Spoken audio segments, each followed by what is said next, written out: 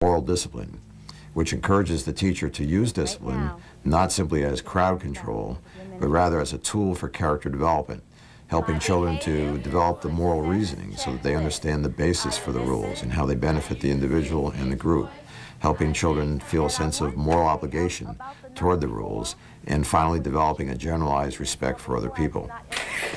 Today in Flex, students will practice a conversation, 1, dramatize a conversation, 2, make a rule, 3, develop a consequence or consequences, and the person who will be doing closure is Betsy, and homework is to be announced. Okay, will you write Betsy's name on the board, please?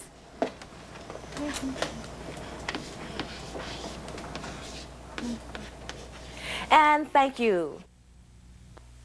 A fourth component is developing a democratic classroom environment, and this challenges the teacher to bring children into shared decision-making, into sharing the responsibility for making the class a good place to be and a good place to learn, and that includes the class meeting as a vehicle for solving everyday problems that arise in the classroom. Welcome this morning to our discussion groups for Character Ed. This morning we are going to be talking about how drugs, alcohol, and violence affects our school community and how we all can deal with it and how we think that it affects our school and our community as a whole. I'd say that one of the problems we have at FM is that we separate drugs and alcohol, and therefore we can kind of look at the ritual alcohol consumption every weekend as a lot more casual than any other kind of drug use, when in fact it's just as dangerous and just as addictive. We're going to start debriefing now, so if I could have everybody's attention, please. Thank you. How was everybody's groups today?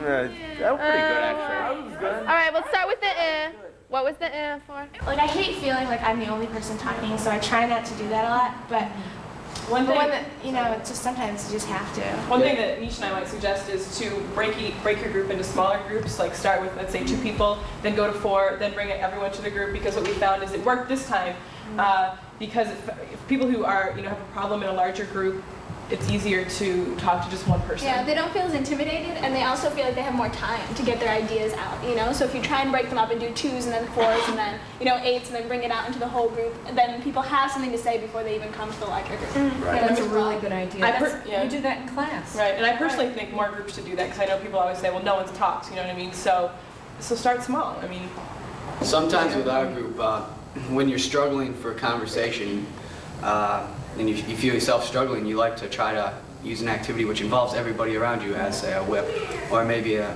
little icebreaker again, just to try to get everybody, have everybody have something to say. Well, it's a lot of the teachers, it's like a completely new role for them to be a part of a group and not be totally in charge of it. Yeah. And I think it's, for, them to just know that they're not in control, it's uncomfortable for a lot of teachers. A fifth component